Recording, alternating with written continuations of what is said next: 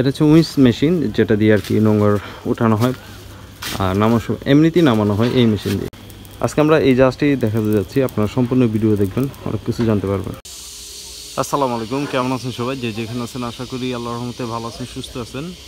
তো অনেক দিন পর আমরা আরও একটি কার্গো জাহাজের ভিডিও নিয়ে আসলাম, আর এই জাহাজটি সম্বন্ধে আপনাদেরকে আমি জানাবো ঠিক এই ভিডিওর মাধ্যমে।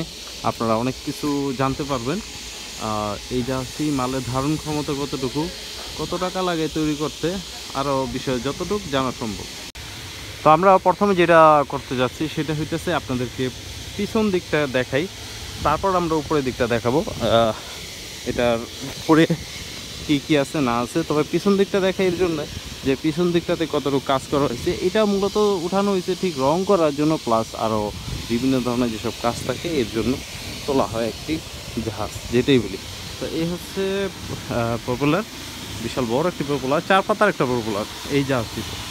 আর ওইদিকে একটি জাহাজ উঠানো হয়েছে, তো বেলুনের হাওয়া ছাড়া হইতেছে, শব্দটা একটু কম শোনা যেতে পারে, তারপর আমার যতটুকু সম্ভব আমি আপনাদেরকে বোঝানোর চেষ্টা করতেছি।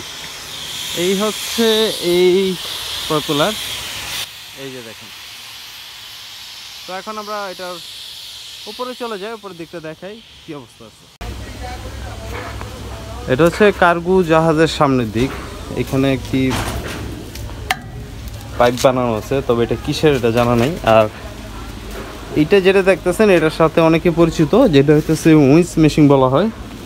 এটা তো হাইড্রোলিক উইন্স মেশিন, যেটা দিয়ে এই যে নোংরটা থাকে ওই যে পিছনে নিচের উইন্স অ্যাঙ্কার, যে অ্যাঙ্কারটা থাকে উঠানো হয়। এটা তো জানেনি, এটা কলস, ব্রেক, এগুলো ইত্যাদি। আর এটা হচ্ছে ইঞ্জিন, যে ইঞ্জিন দিয়ে ওই নোংরটা উঠানো হয়। নিচে হচ্ছে স্টোর রুম, যেখানে শিকল টিকল থাকে। এই দিক দিয়ে হচ্ছে নামার জায়গা সম্ভবত স্টোর রুমে, এই যে দেখেন। আর এই যে দেখতেছেন এটা হচ্ছে 2 হ্যাসের একটা কার্গো জাহাজ। আপনাদেরকে যদি দেখাই, এটা আগে বললাম যে এটা কাজের জন্য তোলা হয়েছে, আরও অনেক কাজ থাকে। একটা ডগে এটা যখন উঠানো হয় জাহাজ, অনেক কাজ থাকে। তো 2টা হ্যাস, ওইখানে একটা হ্যাস, এইখানে একটা হ্যাস, 2টা হ্যাস। আর এই জাহাজটি মূলত 2টার দিকে আমি জানতে পারছি। একটা হইতেছে টনের হিসাব যদি করি, তাহলে তো মাল হিসাব করে টন, কত টন টানতে পারে। এটা হচ্ছে 800 টন মাল লোড নিতে পারে, যেটার সিমেন্ট, বালি বা যাই বলেন, বা অন্যান্য যা কিছু আছে, 800 টন। আর যদি আমরা ফুট হিসাব করি, যেটা হইতেছে তাদের কাছ থেকে জানতে পারলাম প্রায় 22,000 ফুট বালু লোড নিতে পারে এই কার্গো জাহাজটি। আপনারা দেখতেছেন আমি যে কার্গো জাহাজটি আপনাদেরকে আমি দেখানোর চেষ্টা করতেছি। আসলে অতটা বড় করার ইচ্ছা নেই, তবে নিচে যেগুলো দেখতেছেন এগুলো অনেক কাজ টাজ করা হবে। এখন যদি আপনারা কেউ এইরকম কার্গো জাহাজ তৈরি করতে চান, এই যে যেটা দেখাইতেছি, প্রায় 1.5 কোটি টাকার তো মনে হয়, 1.5 কোটি টাকার কাছাকাছি তো লাগবেই, আরও বেশিও লাগতে পারে, যেহেতু প্লেটের দাম বাড়তি।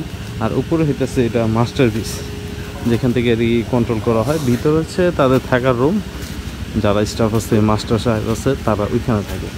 আর এটা যদি ঠিক এই দিক থেকে এই দিকে দেখায় আপনাদের, এটা হচ্ছে লম্বায় 145 ফুটের কাছাকাছি লম্বায়, পাশেরটা প্রায় 35 থেকে 40 ফুট হইতে পারে আমার আইডিয়া। তবে আপনাদেরকে 2টা দিকে জানাতে বললাম যে আসলে জাহাজটি কতটুকু মাল নিতে পারে। আশা করি ভিডিওটি ভালো লাগতে পারে, কারণ আরও ওরকম কিছু দেখার নাই। ভিতরে হইতেছে তাদের রুম, থাকার রুম, ইঞ্জিন রুম। এই তো একটা 6 সিলিন্ডারের হয়তো কোনো ইঞ্জিন থাকতে পারে। আর এটা হচ্ছে ওয়েল্ডিংয়ে কাজ চলতেছে ভিতরে, মূলত শব্দ হয় কথার জন্য আমি ভিতরে নাই যাই। তবে চেষ্টা করলাম আপনাদেরকে এই জাহাজ সম্বন্ধে খুব অল্প সময়ের মধ্যে আমি জানানোর জন্য। সাইডে দেখতেছেন অনেক অ্যাঙ্গেল লাগানো হয়েছে, যেগুলো দিয়ে এটা সাপোর্ট দেওয়া হয়েছে, মানে এই দিক থেকে যাতে না পড়ে যায় এই জন্য একটা সাপোর্ট দেওয়া হয় সব কিছুরই। নিচেও রং করা হইতেছে, সম্ভবত তলা যেটা আছে এটা পুরোটা রিপেয়ার করা হবে। দোনো সাইডে আর কি রিপেয়ার করা হবে যতটুকু বুঝতেছি। এই যে দেখেন, আর এদিকেও অনেক জাহাজ আছে।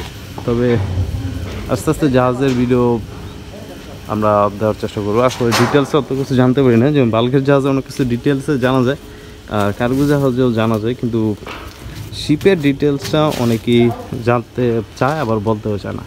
তো আজকে ভিডিওটা এখান থেকে শেষ করার চেষ্টা করবো ইনশাল্লাহ, কারণ আপনার তেমন কিছু নেই। আপনাদেরকে দাম, মালের ধারণ ক্ষমতা সবই আমি জানার চেষ্টা করলাম এই ভিডিওর মাধ্যমে।